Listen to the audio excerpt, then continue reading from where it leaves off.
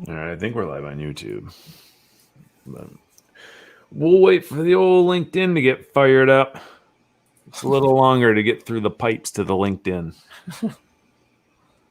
The linked pipes. The linked pipes. What was that? Like the tubes, right? Tubes. The internet is The internet is a someday we ought to do like a Friday 15. It would be like this group. It wouldn't be 15 minutes. Watches something, and people can watch us watch something. A watch party. There we go. Oh, Tim and Eric watch party. I think there was a request to watch movies with Toby. oh yeah. Oh yeah. Yeah, I feel like You we looked watch- into that, and it wasn't possible with the Prime thing. I don't think we looked into it very hard, if I'm being honest. Oh no. I think we just took a little peek-see and said, I don't think this will work when we start to stream. Yeah. My camera looks like it's red today. A little bit. Is it? A little bit. Oh, don't tell me that. Too late. Now I'm Too throwing. late. Too late. If I make any adjustments, it won't work. That's right. Toby's will flash green and red, like it's some kind of holiday special over there. Is it flashing still? No, but I'm sure it will halfway through. Nope. I have spoken to my cam link, and it would not misbehave today. How'd it go? What did they say back? It just said yes. Okay, Toby.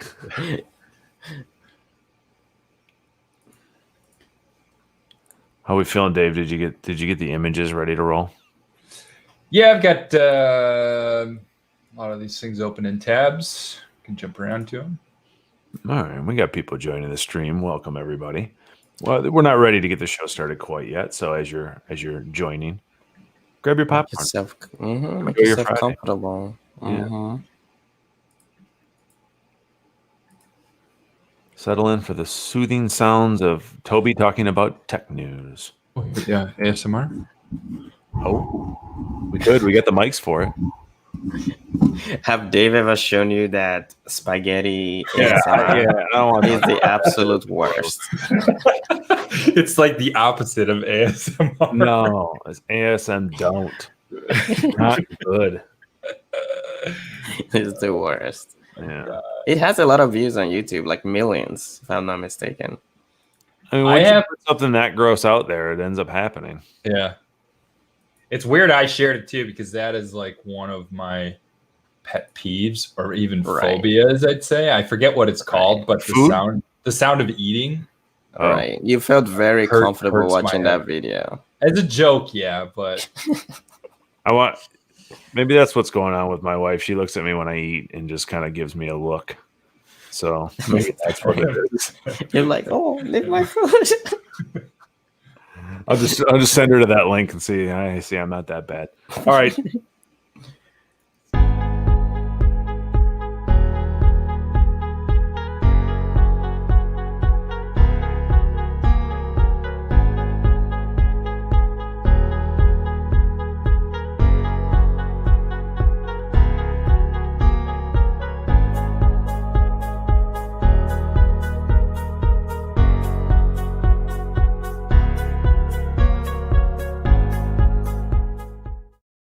All right, welcome to Friday 15. The count. We're very much enjoying the countdown. That's why it's on. I don't think it serves a practical purpose other than it's wonderful. We didn't have to do it, and it has nice little music. And Dave says it gets him in the groove. it nearly brings me to tears, I'd say. Oh, wow. It's very emotional. Whoa, brings you to tears. Well, you just brought the new level. So today we're talking about current events, like we have been. Dave, can you verify if LinkedIn's working for you? Because it just stopped working for me. Shocker. Stream's up and running for me. How dare you, Toby? How dare you say that? No, it could be my iPad. It's my iPad. All right. We're User good. error. Yeah, well, I'm on iOS 14, so who knows what could be doing. Oh, wow. All right. So, Toby, Dave, let's get into it, shall we? Okay. I'm going to first start by talking about Apple because it feels like we're always talking about Apple, specifically their App Store guidelines. I feel like when Hey.com came out, that kind of sparked this notion of Apple being the enemy I don't agree with that notion, but that aside, we've got a new one that they're going against, and that's the gaming industry. I think we talked last episode about Stadia and XPass, correct? Mm-hmm. Or XCloud? Is it xCloud, xCloud. XCloud? Yeah, these platforms that allow gamers to like play any game through that platform. Right, and contrary to popular belief, it costs money to get the game. Thanks, Stadia. Such a scam. But yeah, go on. they do have some games I think that are free, but I don't have those. But now they're going up against Epic Games, correct? And they are the makers, the producers of this like really not well-known game that's very niche called Fortnite. And Toby, you had a theory that Epic knew it was coming. Yeah. Okay, this is probably an unpopular opinion, actually. But I think that because, for example, when Hey came out, they kind of did this debating and all of that, and everything got popular. I also feel like Epic Games, this is like a marketing thing that you know that Apple is going to kick you out, and then you do it, and then they kick you out. You do it on Google, they kick you out. And then it's just kind of like this beef marketing. That's my personal opinion.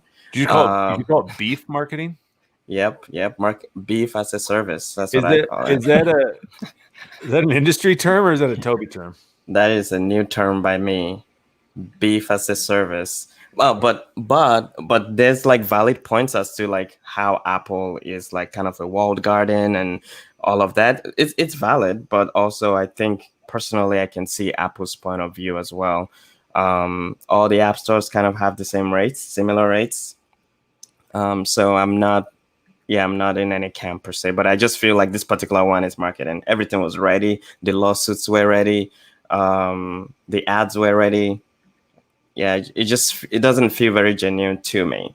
But so this is on the Google platform too, right? What does the user base on both of these platforms combined look like? Well, I don't know that we have that answer, but millions of people, millions of kids. Millions? I think they have Fortnite is so big. A lot though, right? They're all left out in the cold now. Yeah, Epic Games is like, I think they're like a $17 billion company, and like Fortnite is their bread and butter, right? So I think they're just telling like their fans are like, oh, you're gonna be locked out of the games if you're on iOS or Android, and it's just kind of gonna like make the next season bigger because I know they're gonna cave eventually, and then I feel like it's a way of getting the word out personally, but I might be wrong. What were the reasons Apple hid behind maybe a strong word. What were the reasons Apple gave to bounce it off the App Store?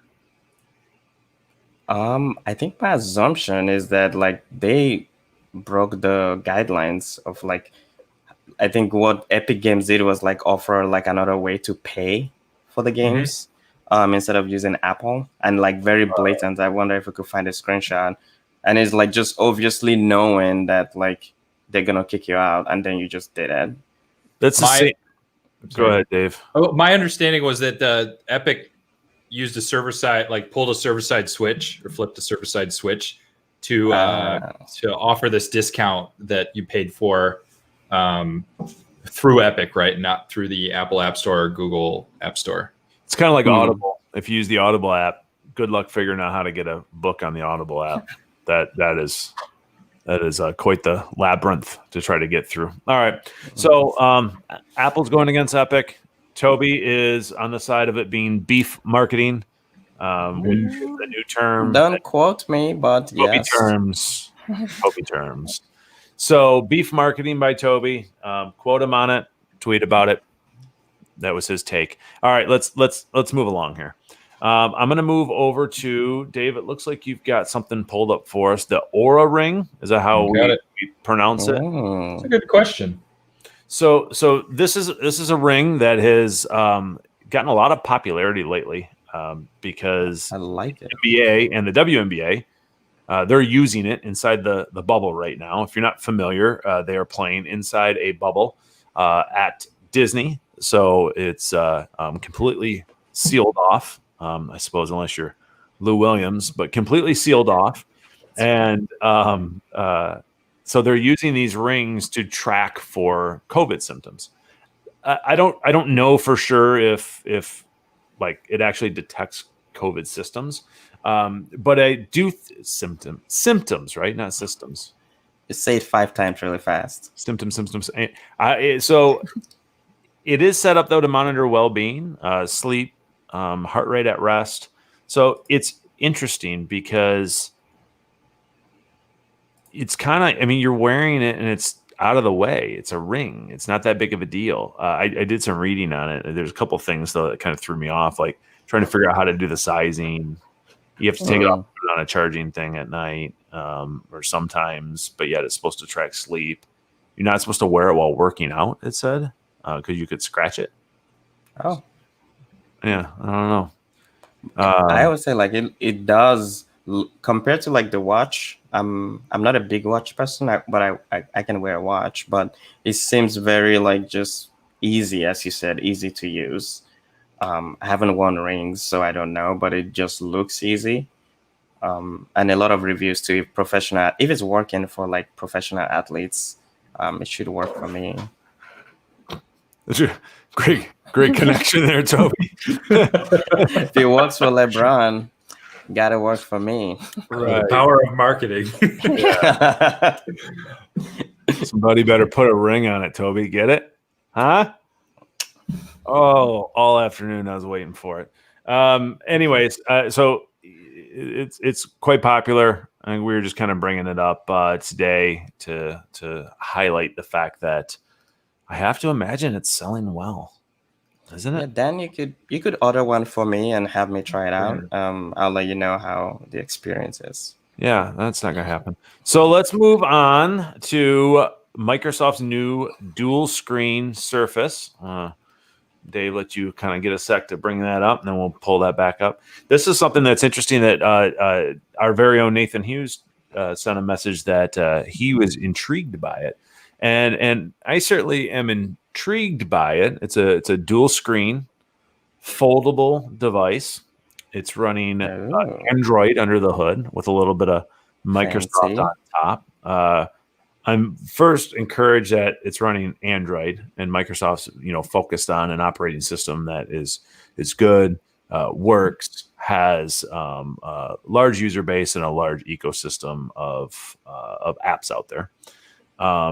So that's encouraging. I think I had a hard time with the use case on this. Toby, are you excited for this? It looks very enterprisey. I do like Microsoft trying again to build something that people will actually use. I personally probably would never use something like this. I can see myself potentially using it for like things like books that you can just like flip. And then initially I thought the price was ridiculous. I thought it was like $1,400, but now I just remember that pretty much every phone is like $1,000. So it's not as crazy as it looks. It's just like it's probably even a cheap. Well, cheap is relative, but like cheap compared to like getting a dual screen.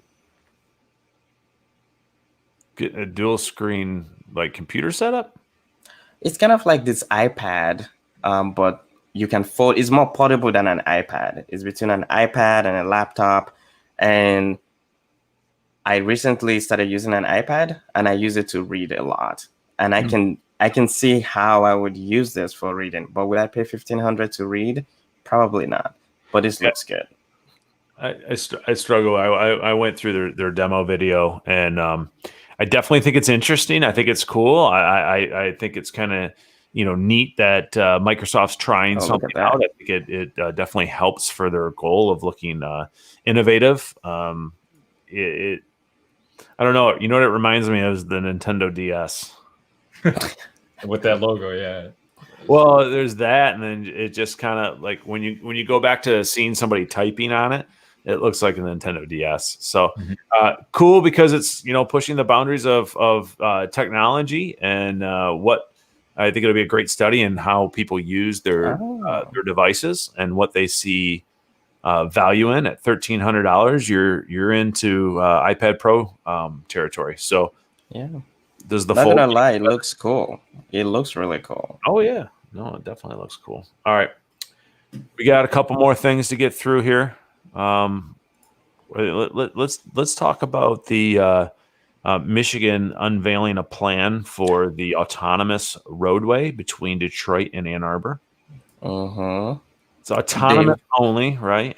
Autonomous only. Yep. is it gonna The be a new- new highway?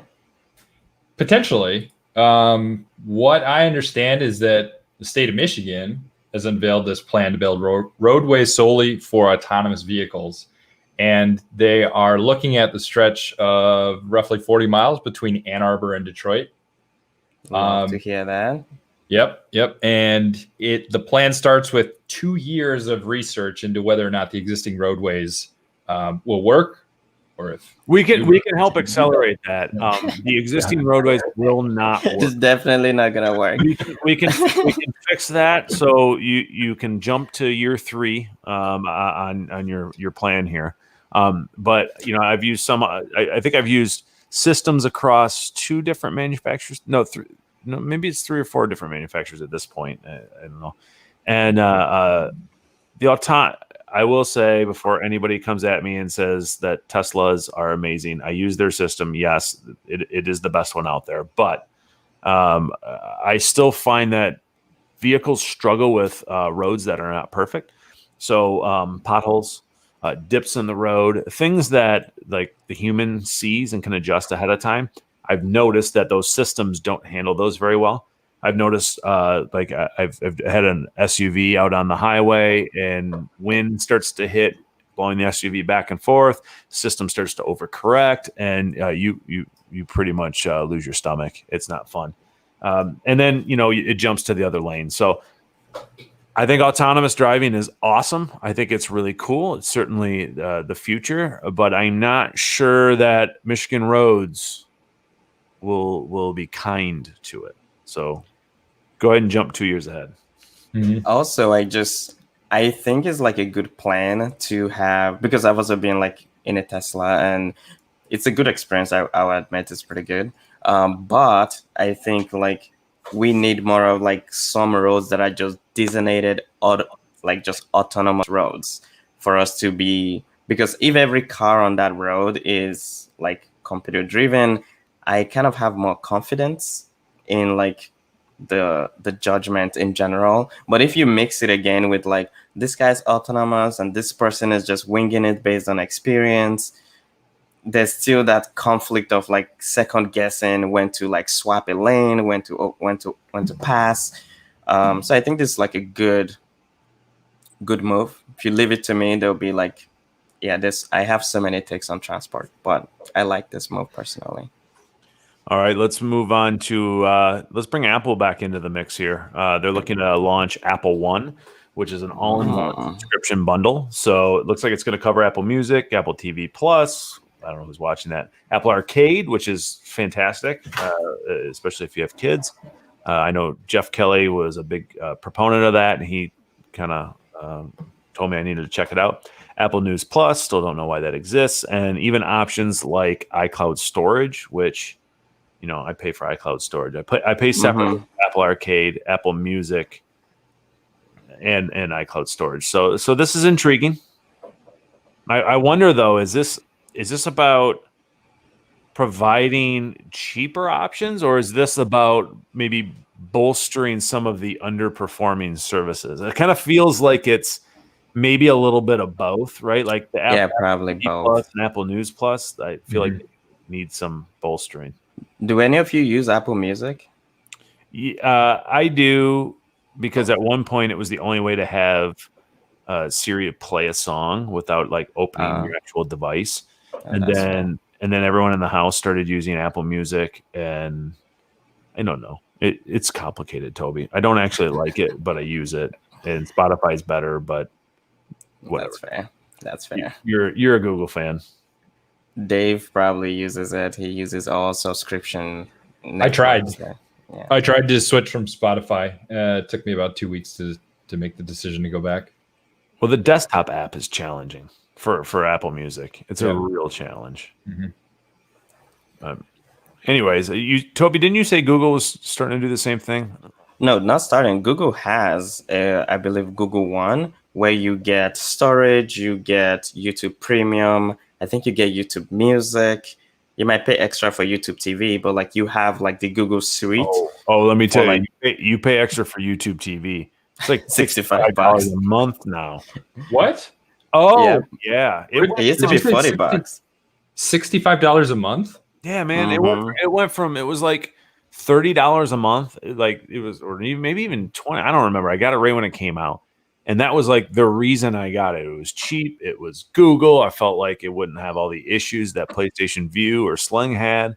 Oh yeah. And they keep adding channels that I don't care about. And now it's $65 a month. Do you still have to rent movies, or are those included in that? Oh, It's just like if it's not just live on- TV. Yeah, it's live TV. If it's not on the channels, you don't get it. Dan, do they have Bravo? Oh, they got a Bravo. That's why I have it, Toby. It's because they have Bravo, and so I can get my Vanderpump Rules and my Southern Charm and all those shows. That's why. That's the only reason I have it. So now I pay $65 a month to have Bravo and sports, but there's no sports right now. So I mean, True. NBA's back, but you know what I'm saying. Like, so $65 a month for Bravo and sports. I don't know. Oh, anyways, we got a little off. Google One has that, but you can't get YouTube TV. So let's get two more things on here. AMC is to offer 15-cent tickets when it reopens August 20th. Are y'all going? Absolutely not. Dave, you lining up? No way. Dave, for just a couple of quarters, you could see a movie. Yeah, I'm not going anywhere near a movie theater. Would you have to wear? Oh, yeah, of course you have to wear a mask throughout the whole movie. Yeah, It's the experience. The movie theater experience doesn't have the same appeal to me now with the TV and the sound system and whatnot. Like we have Sonos. Oh, yeah. Nice flex. Sonos is great. Don't hate. It's just like I get a good enough experience at home. Yeah. What about the popcorn though? Got a microwave. What about the queue you have to line up sometimes for a ticket when you're running late? I The really pressure. missed that. What about the enjoyment of buying a $15 pop and Yeah, right. popcorn? Priceless. For our non-Michigan friends. All right, let's wrap this up, Dave. Yep. I'm only going to throw this out there. You are a Doomsday fan, a Doomsday person.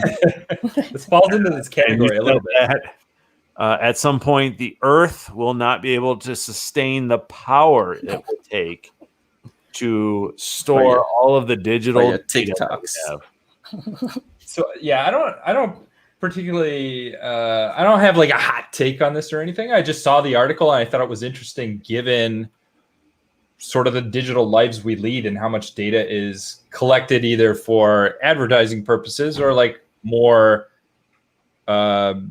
necessity, right? Like medical records, like everything has gone digital.